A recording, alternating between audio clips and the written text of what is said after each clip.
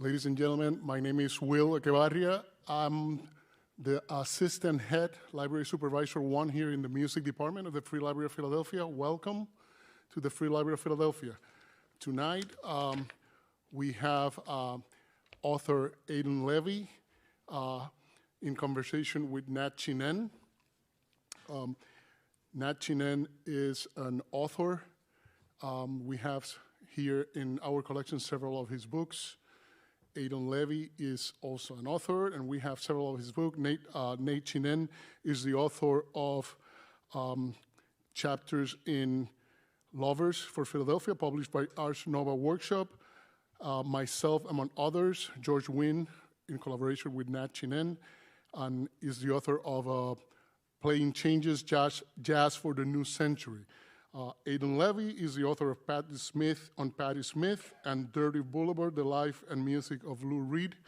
All these books are available here in the music department. You can check them out. Please visit the music department here at the Free Library of Philadelphia. If you check the online catalog, those books happen to be checked out with your library card. You can put a hold on them, and we'll send you an email when they're available, and you can come pick them up. Nate Chinen is the editorial director of WRTI Jazz Radio here in Philadelphia. And Aiden Levy has a doctoral degree from Columbia University. And tonight, they are going to have a conversation about Aiden Levy's Saxophone Colossus, The Life and Music of Sonny Rollins. So we want to welcome Aiden Levy and Nate Chinen to the Free Library of Philadelphia. Thank you for that wonderful introduction, and thank you all for being here tonight. What a joy it is to bask in this incredible book. I hope that a few of you have already sort of cracked into it and started reading. Once you start, it's definitely an immersion, and it's also just such a pleasure to be here with Aidan. And to help him celebrate this achievement. It's really a remarkable thing. And I just want to have you all give him, before we begin, another round of applause for this book.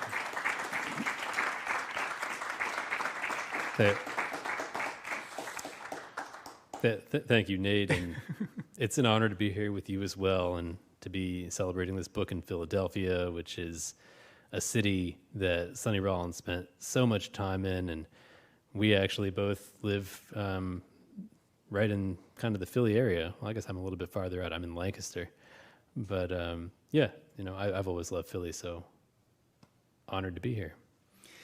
This book does so much, and we're going to get into some of the process and some of the details. But before we do, I want to talk about a relationship.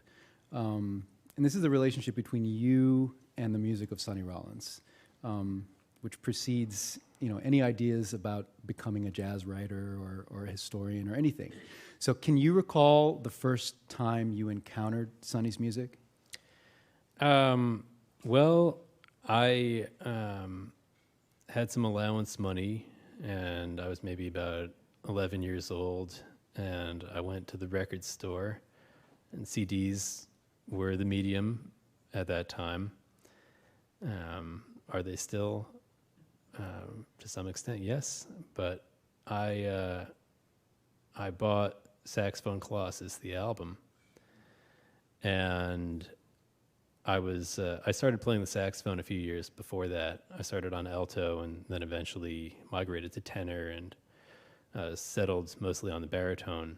But when I put this album on my Walkman,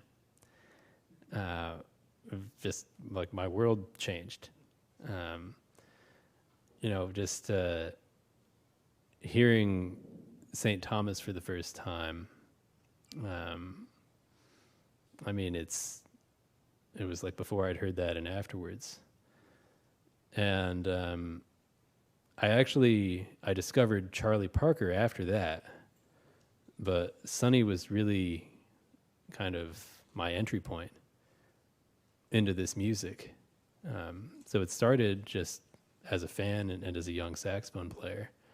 Like you said before, I thought I would ever do any kind of historical work or write about jazz. That came much later.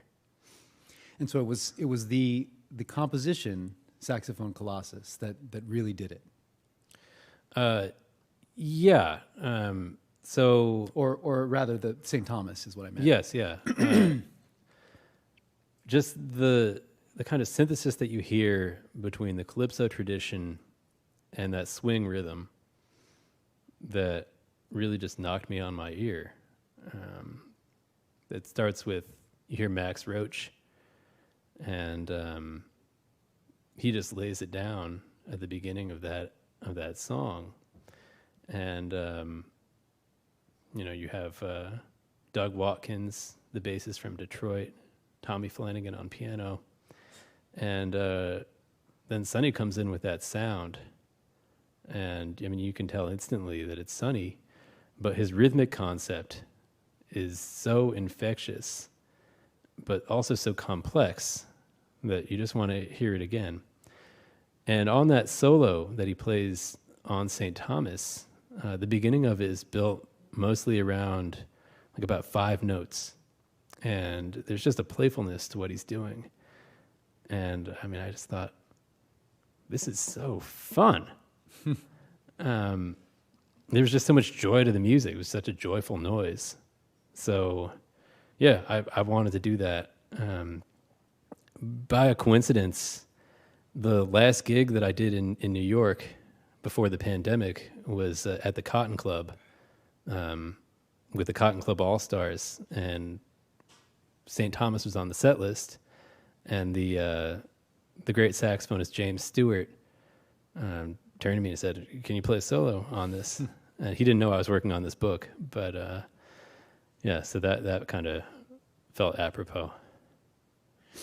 You know, one of the wonderful services that you provide in this book is a really detailed and thoughtful account of Sonny's family history, of the circumstances around his upbringing, and where where his lineage comes from. And I hear that, that moment that you're describing, that light bulb going off, I hear the eureka of that in the way that you tell this story, and it's like connecting things that don't often enough get connected in the jazz literature around Sonny and carnival rhythm, and So can you tell us how you found your way into that narrative? Because there's so much there. Yeah. So Sonny Rollins was born in Harlem on 137th Street on September 7th, 1930.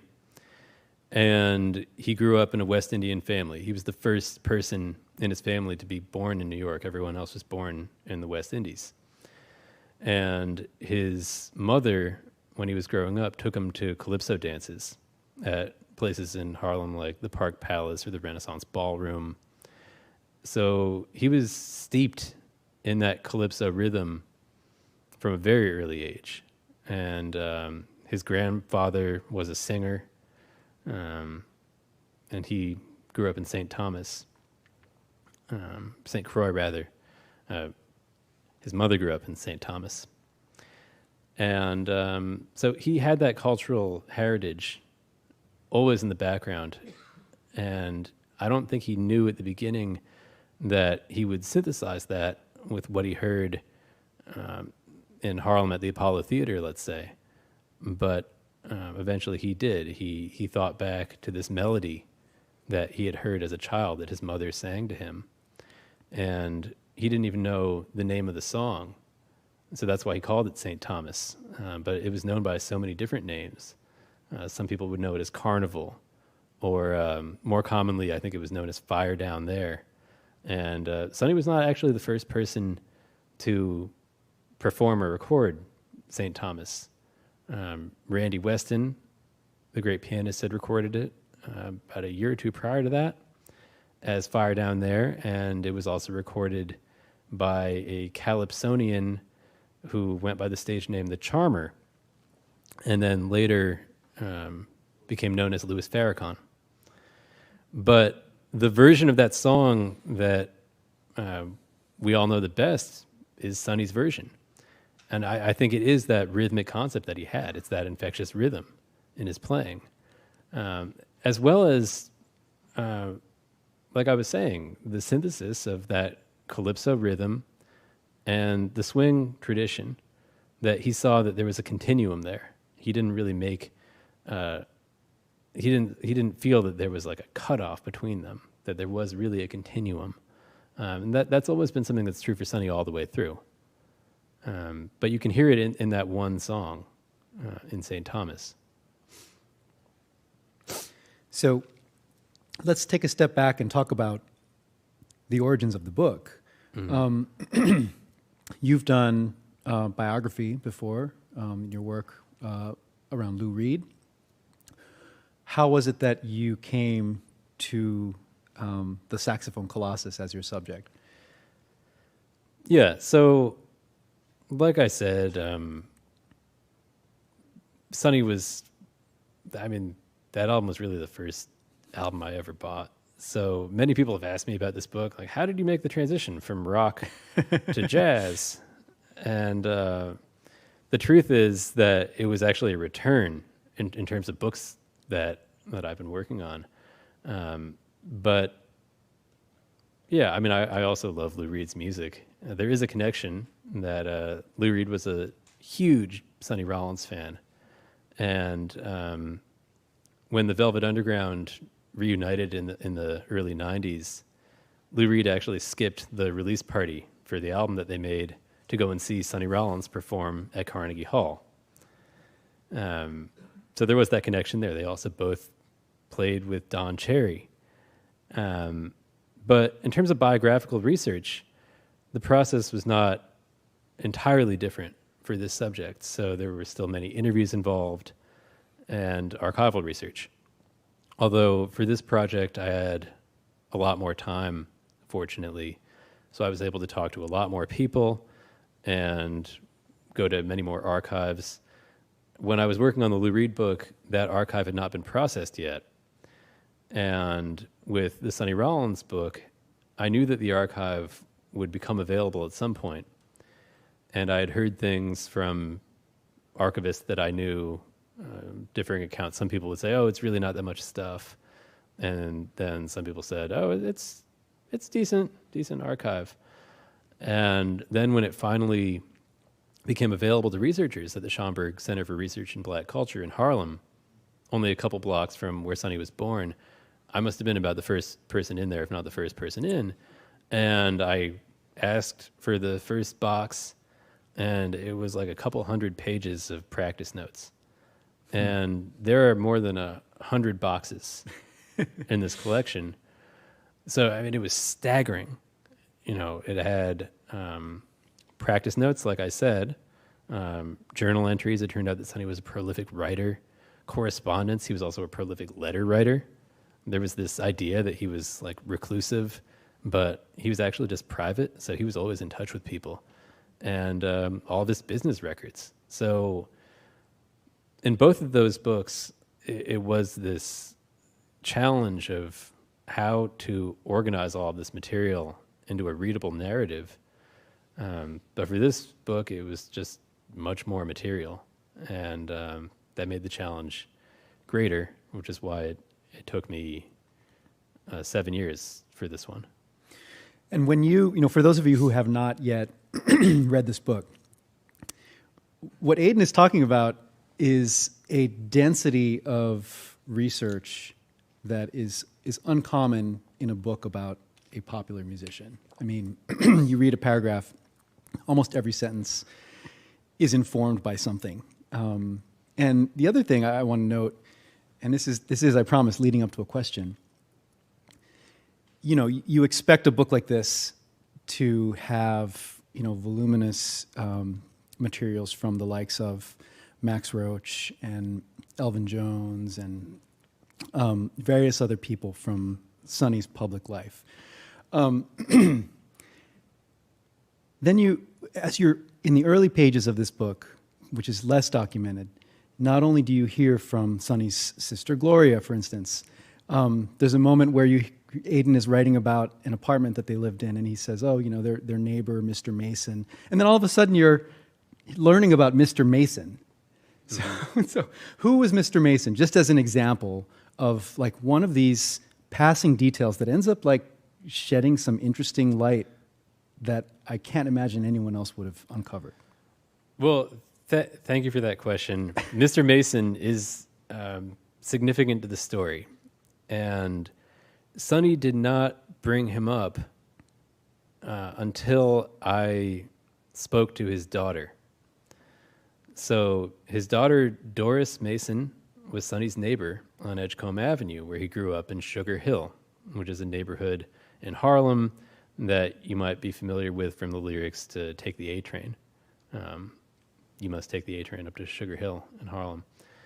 And her father, Doris's father, Matthew Mason Sr., worked for the post office. And he was a supervisor in the post office. And he, according to Doris, at this particular post office, was the first black civil servant to work there who had a managerial role. And he was very important in the neighborhood, and he would be the arbiter of different conflicts that would happen in the apartment building or neighboring apartments. But the thing about him is that he was also a saxophone player. And he kind of shared a wall with Sonny, and he would hear him practicing every day. Sonny's known for practicing more than anybody, and this goes all the way back. Sometimes he would play in the closet so we wouldn't disturb the neighbors, but if you know Sonny Rollins, you know his big sound. So even when he was a kid, they could still hear him. They could hear him playing scales over and over and over again. And when I interviewed Doris Mason, Matthew Mason's daughter, she said, God, we just got sick of this. Just over and over again. Another scale. There's Sonny again. And she said, well, my dad said, no. This kid is going somewhere.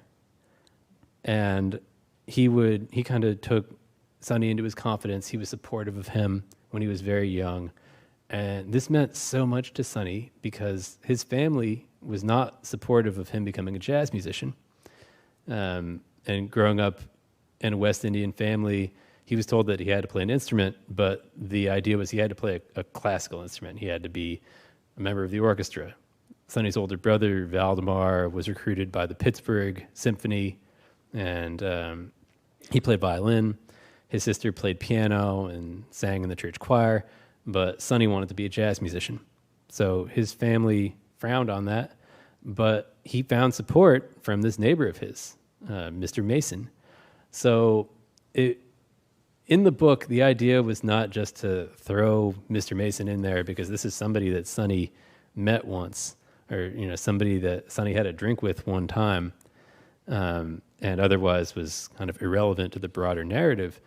It was that when I asked Sonny about this guy, he said, God, Mr. Mason was so important to me. I really wanted to visit his grave. I hope that his daughter knows how important he was to me. So when he said that, I said, okay, well, he's got to be in the book. Mm-hmm. And, I picked that name not at random, but there are a number of Mr. Masons in this book. People who are not in the canonical, story. Now they are. And so this is part of what I'm talking about, this incredible gift you have for ferreting out this information and then weaving it into, the story of this person, this artist and this human. Now, you mentioned Sonny is a private individual, and I've spoken with him a number of times, including recently enough that that he expressed, some trepidation about the fact that you were working on this book. Mm-hmm. Can you tell us about your interactions with Sonny? Because, and correct me if I'm wrong, he kind of didn't want to hear about it. He didn't even want to know that you were working on it. And then at a certain point, warmed up to the idea, and then you actually became quite friendly. Yeah. So Sonny is a private person, as you said, as I was saying. And when I first began working on the book, I was surprised to begin with that I even got the green light to do it. And I didn't want to move forward with it if Sonny would be opposed to the idea. But I could definitely sense some trepidation at the outset. And I thought, well, I'll just keep working on it and see where this goes. But, he always, whenever we spoke, took the question seriously. We always would have some discussion of biographical material. But at some point in the conversation, it would always veer off into spiritual matters. And that became the basis for our relationship at some point, was discussing the Golden Rule, which is something that's very important to Sonny, living by the Golden Rule. And he's starting a nonprofit organization now to promote the idea of living by the Golden Rule. But if we had a conversation, let's say it would be 3 hours long, I would say for at least an hour and a half of that, we would just be discussing his spiritual outlook. But yeah, in terms of building up a rapport, I really just took it one day at a time with this book. I didn't have any expectations. So I was surprised after I finished the manuscript that he wanted to go through the entire book, just in a series of conversations. This is in part because he didn't want to read the whole thing. I sent it to him in this binder. It was the thickest binder I could find at Office Depot. It probably weighed about 10 pounds or something like that, because I had to print the book out on computer paper and just mail it to Sonny Rollins, which was, I was terrified. And, he read a little bit of it, but then he said, I can't really read a book about myself.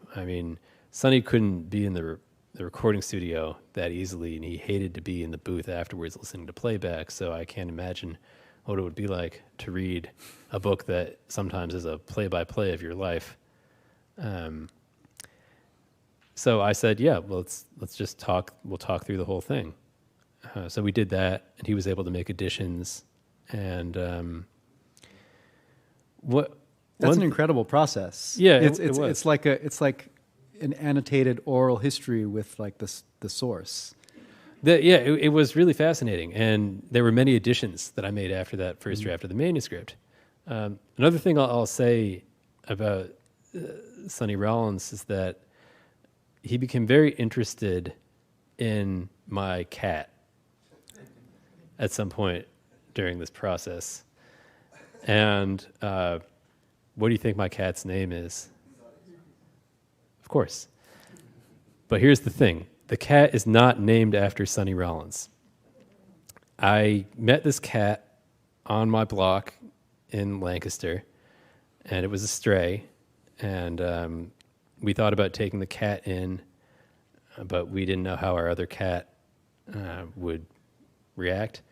And then our cat passed, and we went to a shelter and saw this orange tabby in this garage with a bunch of other cats, and I said, that is the cat that we met. And my wife looked at me like I had two heads and was like, you don't recognize this random cat.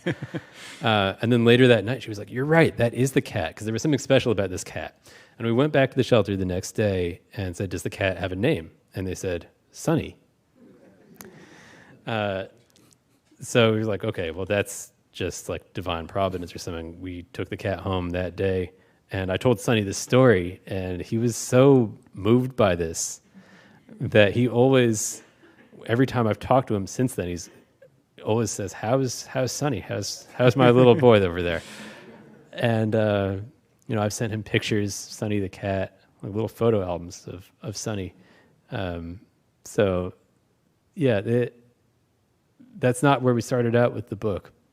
But, I don't know. Like, I'm sure that you have similar kind of experiences because you did the book with George Ween. I mean, it's an incredible book. But yeah, like how... Well, the difference is that I George was a very willing partner and an eager collaborator. And I also, lived with him for stretches. Really? Yes. And I was 22 when I started. So I was kind of, that was fine. I had no reason not to basically embed myself with the subject.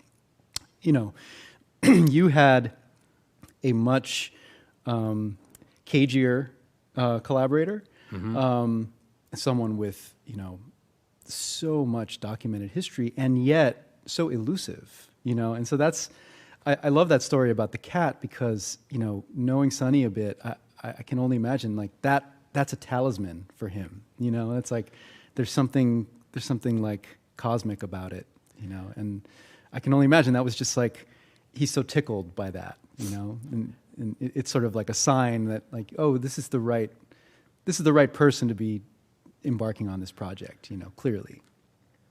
Yeah, I mean, maybe it was like a talisman, but he also just loves animals, and he has this reputation for being just this totemic figure of hard bop, and somebody who, you wouldn't want to be, you wouldn't want to get on his bad side. Let's put it that way.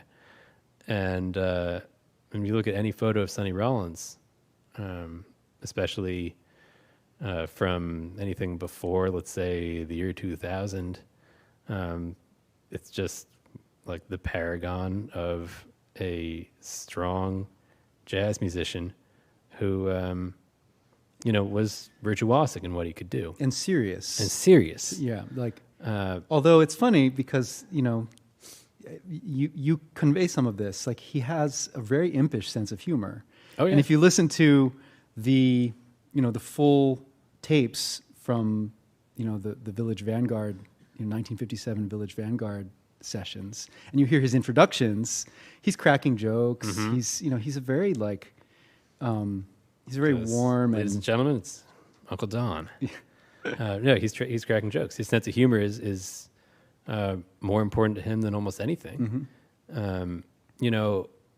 He wanted to make sure that was evident in the book, that he even thought about, this is kind of some gallows humor, because he has a dark humor to him, but he thought about writing out his epitaph to say, thanks to Mad Magazine and Bob and Ray for basically like, reminding us to have a sense of humor. That his sense of humor was more important to him than almost anything. That when he was a kid, he was known as Jester. And so he had that lighter side. He was always an animal lover. There's this whole series of photos of just Sonny with his dogs or Sonny with his cats, or he would draw portraits of this whole menagerie of animals, because he was actually a pretty gifted artist. He thought about being a comic book illustrator at one point. And but I didn't include those photos in the book because there just wasn't room. But maybe I will put them out at some point. I mean, it's just somebody who contains multitudes, where it was all there. There's a good Instagram there, just Sonny Rollins plus animals. Yeah, I've thought of that. There's one great photo of Sonny's cat. He had this kitten, and I guess he took a photo of the cat in front of his 2 Grammys, just sleeping, blocking out the Grammys. Back to that reputation for seriousness. Before we go to questions, I feel like I have to at least ask one about what's become maybe the most single famous data point about this man, which is stepping away from the scene at what would seem to be the height of his prominence, his productivity. So the Bridge, right, which was one of several hiatuses that he took. You get into this in the book, but can you tell us why you think this gesture has been so resonant for people for so long. Yeah. So Sonny has always been his own worst critic. And in 1959, when he stepped away from the jazz scene, he had finally risen to the top of the heap. He had won over the critical establishment. He was winning all the jazz polls in the US and in Europe. And this was really before the ascendancy of John Coltrane. So Sonny Rollins was considered the boss, in a sense. But he didn't believe the hype. And something that Sonny has always felt is that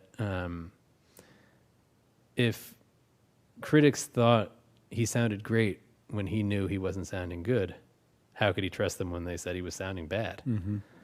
But so in this moment when he was commanding really a top rate as a musician, and he'd finally won over his early critics, because he had early critics in the early 50s. He didn't just burst onto the scene as the Sonny Rollins.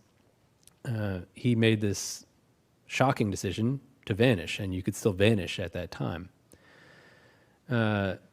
He had the support of his wife, Lucille, who was working as an administrative assistant at NYU, and he still had some royalties coming in, although not as much as you might think for some of these classic records. And he was looking for a place to practice. So at first he was practicing in his apartment at 400 Grand Street on the Lower East Side, but he was worried that he was disturbing his neighbors once again, just like with Mr. Mason when he was a kid. And Sonny practiced more than anybody, so he would practice like all through the night.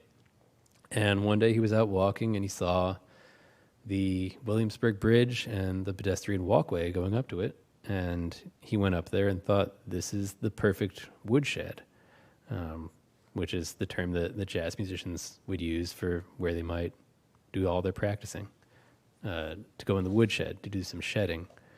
But it also became a place to shed, as in like a second skin. So he was working on his mental health, his physical health, his spiritual health. He was doing chin-ups out on the Williamsburg Bridge, and it was the Williamsburg Bridge, not the Brooklyn Bridge, as many people thought. But yeah, it was just so surprising to everybody. They didn't know where he was. When I've thought about this period, the bridge sabbatical, what occurred to me, and I don't know if I even quite articulate this in the book, is it's a legend, it's a jazz legend that gave us, for example, Bleeding Gums Murphy, the character in The Simpsons, who's inspired by Sonny Rollins in the bridge sabbatical. But like, what is a legend? A legend is basically a prodigious feat of some kind. Usually, that's kind of how we think of it. But what is this a feat of? It's really a feat of practicing more than anybody that you've ever heard of. That he would be up there, rain, sleet, or snow, for about 15, 16 hours a day. And I think about other figures that followed, like Simone Biles taking a sabbatical from gymnastics competition, or Naomi Osaka taking a sabbatical from the tennis world. And I feel like, wow, like Sonny kind of set that precedent. And it's something that is so inexplicable to people whenever it happens, whenever somebody steps back and says, okay, I'm not doing this anymore. You can throw whatever amount of money at me you want, but no, I need to take a break. But in the context of Sonny's life story, it made sense. He needed to take a break for many reasons. He needed to get right with himself. So I think it's a powerful legend, and I also think that demystifying it only, I think, kind of exalts that legend even more. Mm-hmm. There's a line in Ben Ratliff's review of your book in the New York Times in which he refers to that very thing. He says, reading Levy's account of this period, you think to yourself, I would probably have made the same decision. At least I would have if I were Sonny Rollins, which is a wonderful way to put it.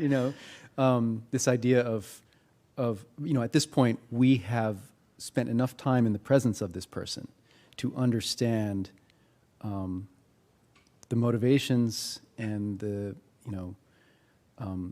just the nature of that decision, and how immensely sensible it is in the context of everything. Mm-hmm. And it's interesting to think about subsequent retreats from the scene, including a lengthy one at an ashram. People talk about practice often, in spiritual terms. Mm-hmm. You work on your spiritual practice, and it seems to me that this, and this is something that he has in common with John Coltrane, right? Absolutely. The pursuit of something, working on yourself. It's not. There's not an endpoint. It's this kind of eternally renewing process. And he keeps doing that. He keeps checking in on himself. He keeps doing it. And it's one of the things that I know has been most difficult in this late phase of his life, that he no longer has that comfort and that an outlet for his conviction that has been with him since he was a boy. Right. That there is that sense of spiritual or devotional practice that's always been present in his work, going all the way back. And, his grandmother introduced him to gospel music and to the Sanctified Church. He lived with a gospel family in Chicago for a while. And so he always had that spiritual bent in him. And when he went to India, at first, the Swami who ran the ashram that he found was not there, but eventually he returned, this guy named Chinmayananda. And he was able to meet with Chinmayananda, and Sonny wanted to connect his music to that spiritual practice. And he said, Sonny, when you're practicing, that's really a form of meditation. And I think what you're getting at here, and I think it's spot on, is that now that Sonny's unable to play the saxophone anymore, he doesn't have a material outlet for that spiritual practice. It's kind of ascended to the purely spiritual realm. And this is for about the past 10 years now. So although I know he is feeling positive in his spiritual outlook, I think it took him a long time to get there, of not having that refuge in the material world for what he was doing spiritually. And so that's kind of where Sonny Rollins seems to be at right now. Yeah, thanks a lot. Like you guys had mentioned, that hiatus was always almost like an urban legend. I had heard initially that he had heard Coltrane, and it's kind of blew his mind, so he had to go back and to the drawing board, so to speak. But wasn't there also a period where Sonny actually stopped recording for an extended amount of time? Well, yeah, during this period as well. So he wasn't making any public appearances, and he also wasn't recording. And he did this several times. Okay. Yeah, because from what I had, they had a recording that came out, I think in Stockholm. It was one of the set, so a box set that recently came out, and I was reading in the liner notes where he had just stopped. This was long after that, but he had just kind of not did any record, didn't go in the studio. Period. He still was, I think, performing, but this didn't go up until about 70 or so. I'm not sure. Yeah, well, in terms of Stockholm, there is a recording in 1959 that was recorded in Europe. And this was his first tour of Europe before he took that hiatus or that sabbatical. And this is when his dissatisfaction began to grow. It was right when he'd reached this peak. He was a major touring artist, and he was in Europe for the first time, playing the biggest concert halls. And he decided it was time to take a break, and he wouldn't go back in the recording studio. There were these rumors that were started that Coltrane threw Sonny under the bridge. But I mean, that couldn't really be farther from the truth, because firstly, Sonny Rollins, although he was a few years younger than Coltrane, had the greater reputation at that time. And Sonny took that sabbatical before Coltrane released Giant Steps. So it was Sonny Rollins who invited Coltrane to appear on Tenor Madness. Wasn't the other way around or something like that. Sonny was known as this prodigy, and Coltrane, I guess we could say, was a little more of a late bloomer. Although, I mean, I love Coltrane, and if you listen to Coltrane all the way back, I mean, you can hear his genius.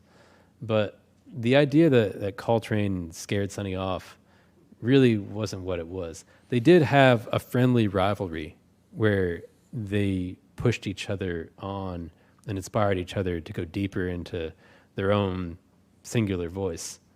But they were really like brothers, and they had this spiritual connection, like Nate was saying. There's a book called Autobiography of a Yogi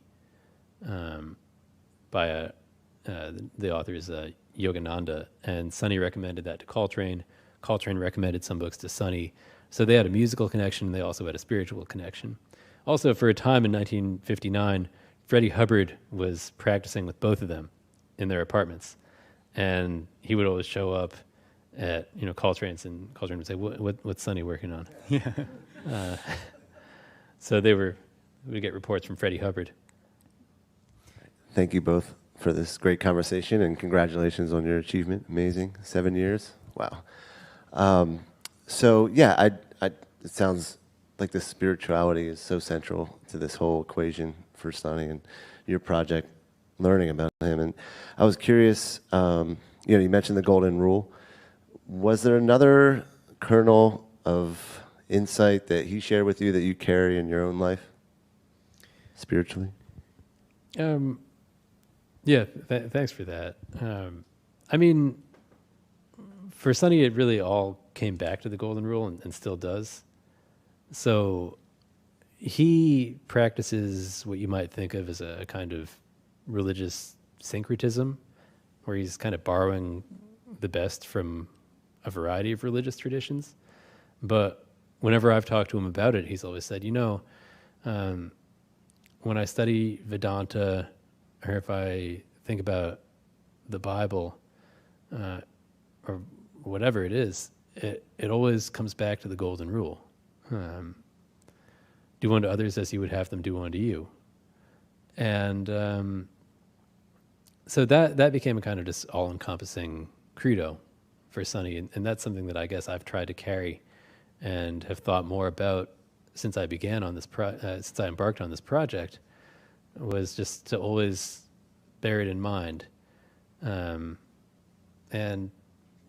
to really try to make the most just and compassionate decision in any situation, which is what I see Sonny doing and what I saw him doing over the course of his life as I worked on this book, that there was this journey where he wasn't always living up to as high of a standard, and he felt that way, and he still feels that way.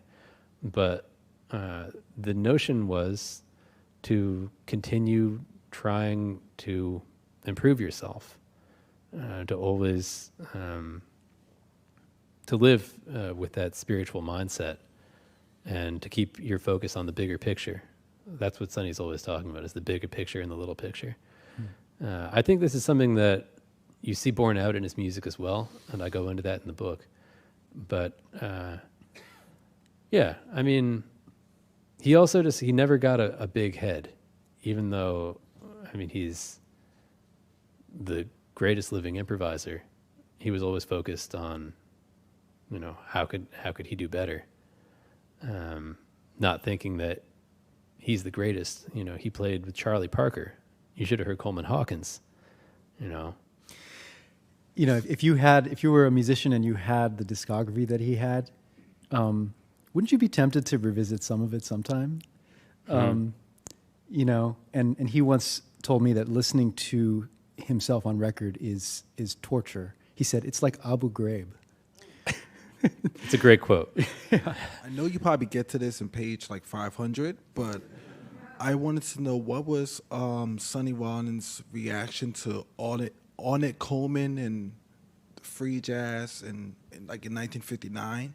I've always was curious about that. I wasn't sure if that was a period of time where he kind of disappeared. Mm-hmm. Yeah, thanks for that question. So I think that in terms of the general public, they might classify Sonny Rollins as an inside player and Ornette Coleman as an outside player. But really, I would say they're part of the same lineage, part of the same continuum. I know that Sonny Rollins feels that way. And the question suggests another rumor that circulated around the time that Sonny took that break, that hiatus in 1959, which is that Ornette Coleman had arrived and made this big splash and was getting major press coverage. And, Leonard Bernstein was freaking out about Ornette Coleman. And this is another factor that scared Sonny off. And he didn't know how to get with free jazz or with the avant-garde. But that, again, is far from the truth, which is that Sonny first met Ornette Coleman 2 years prior to that, in 1957. He met Don Cherry, too, when he went out to California and made the album Way Out West. He was there with Max Roach. And that record, Way Out West, some people think of it as the epitome of a certain kind of bop playing, but there's also freedom to what he's doing on that album. And part of that is that he didn't play with a chordal instrument. There's no piano. It's just Shelly Manne and Ray Brown, the drummer and the bassist. And this is kind of what you hear on Ornette Coleman's The Shape of Jazz to Come. No chordal instrument. You just have, that group had no piano. But when Sonny went out to make Way Out West, he met Ornette Coleman and Don Cherry at that time. And he instantly recognized that Ornette was in that same lineage with Louis Armstrong and Charlie Parker. He heard it right away. And he spent a lot of time practicing with Ornette at that time. They would go out to Malibu and they'd play on the beach. Same with Don Cherry. And then later on, Sonny had Don Cherry and Billy Higgins in his band. And if you listen to his album Our Man in Jazz, that's in a way his response to Ornette Coleman. But it's not one of hostility in any way. I mean, he absolutely just welcomed him with open arms. And late in the book, maybe around page 500 or 600, there is this moment when, Ornette makes this remark about Sonny and Clifford Brown and Max Roach when they first heard Ornette Coleman, that they didn't approve of his music. And this really, the truth is that Ornette just kind of made a mistake at that time. And it wasn't Sonny who was there. Sonny, when he first heard Ornette, I mean, he loved it. So they had this close bond right away. And in 2010, they finally appeared together on stage in this cathartic, beautiful performance of Sunny Moon for Two. And they play this blues, and you can just hear, you can kind of hear that continuum and that friendship just, on this one track. And it was recorded. You can hear that on one of, they were called Road Shows. Road Shows Volume 3, I think. Yeah. And there's also, if you're interested in this area of sort of inspiration, one of my favorite documents of this is the 1963 Newport Jazz Festival, when Sonny, invites his hero Coleman Hawkins to play with him. But his band had Paul Bley on piano at that time, and you hear them play. Probably the most famous track from that set at Newport is "All the Things You Are," And if you listen to what Sonny plays and what Coleman plays, you almost hear like Sonny's past and future, on this one performance. And Bley, who of course played a lot with Ornette, is like right in the middle of that kind of weaving. It's a really incredible document. Yeah, and also another thing I'd recommend is there's no commercial release for this, but you can seek it out. It is the extended run of Sonny's group that recorded that album Our Man in Jazz that I mentioned. So it's Don Cherry, Billy Higgins, and Bob Cranshaw, and they're playing at this club called the Village Gate. And if you seek that out, you can really hear kind of what that sounds like. That, and I would say also, yeah, Sonny Meets Hawk. Also, if you're interested in just the kind of shared heritage between these apparently different musical traditions, and just kind of how that plays out more broadly in the jazz continuum, I would strongly recommend everybody here to check out Nate's book, Playing Changes. Oh, yeah. So if you haven't already, Sonny was very, very kind enough to be my first blurber on the book. And again, back to that spirit of generosity. You had mentioned that at the end of this process, Sonny was having a hard time reading the manuscript or getting into it at first. Was there any point during the process where he was also kind of reluctant to share something or part with something? Was there anything that like maybe he was closely guarding or that was a little bit tougher to get out of him? Yeah, it's a great question. It wasn't always easy to assess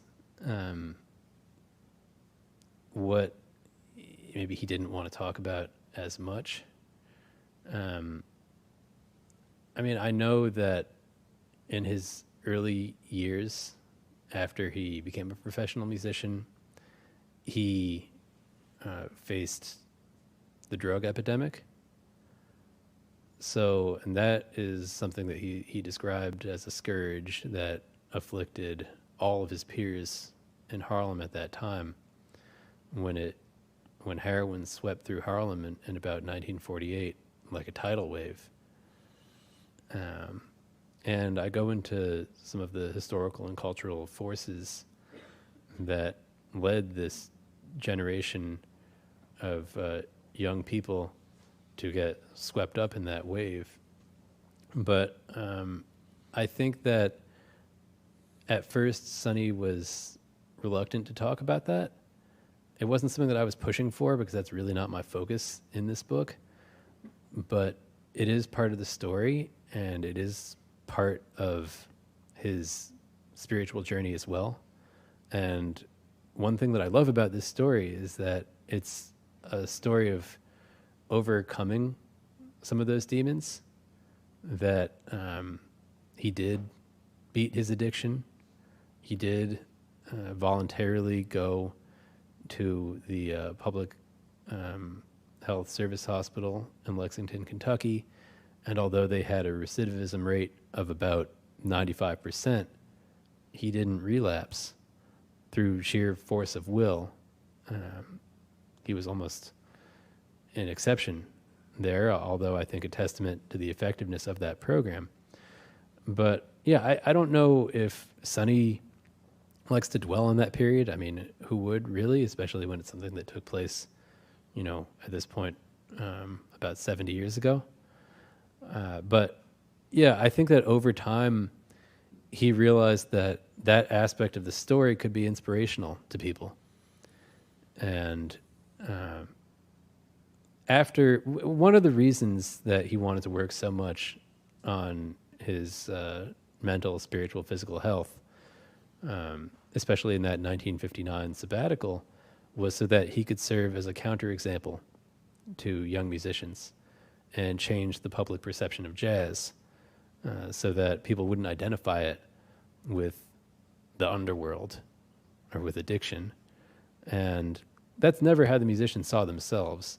But Sonny wanted to make sure that he could serve as a positive example and use jazz as a positive force in the world. So, yeah, I mean, I think that it's something that he was somewhat hesitant to talk about it first, but like I said, I think he came to realize that it's an important part of the story, and it's not exclusive to Sonny Rollins, that this was a part of history, and it's something that needed to be addressed. So I go into that in the book, as well as I said, the kind of overwhelming historical forces that contributed to that. You mentioned, when you mentioned your access to the archives and the practice notes, I was wondering if you had insight on, and this is based on many conversations that I've had with colleagues, musicians, do you had insight on what we've noticed that is an amazing, what we consider an amazing trait of Sonny's, on Sonny Rollins, this ability that he had to actually pick songs in his repertoire that are very outside the standard repertoire. He has this ability to even find songs that are like from Broadway musicals that nobody even remembers. Mm-hmm. So do you have insight into that process? Yeah, he would play songs like Tootsie or Rockabye or Baby with a Dixie melody, like these songs that who even had ever heard of these. So in terms of his practice notes, that wasn't there as much, although oftentimes he would buy sheet music for some of these popular tunes, that is tunes from the Great American Songbook. And by that I mean like, he would go to a music publisher and just pick up the piano music that maybe you might have in your house so that you could just sit down and plunk it out. Not like beginners, just sort of like a lead sheet, but a little bit more complicated than what you might find on a lead sheet. And I know that he did play a little bit of piano. So there is that. In the practice notes, we see evidence of his approach to chord scale theory, like the way that a certain scale might correspond to a chord. And we see his emphasis on intervallic relationships, where he would be just working on patterns dealing with, let's say, originating in a musical phrase that emphasizes a sixth interval, something like that. Or his approach to the whole tone scale, he would just be doing whole tone patterns, and he would document this in his practice notes. But in terms of the unusual repertoire, that really goes back to his upbringing in Harlem and being a film buff, listening to radio shows all the time, serial shows. So, like there's one song, Serenade by Drigo, that was the theme song to a radio show that he heard when he was a kid. And, Way Out West came kind of out of his love for the Westerns. And so he saw all those Westerns, and then there were other stars of the Westerns that he loved. Like one example would be Herb Jeffries, who was one of the only black stars in Western movies, and there was one called The Bronze Buckaroo. And if you think about The Bronze Buckaroo and you look at the cover to Way Out West, you'll make the connection instantly. So there's that there. Branford Marsalis has a quote about Sonny Rollins that if you want to play like Sonny Rollins, first you have to learn 10,000 songs. I think that's a beautiful closing note for this conversation. Thank you all. Aiden will be upstairs. Books are available for sale. He will be signing them. And so we will see you up and away. Thank you. Thank you.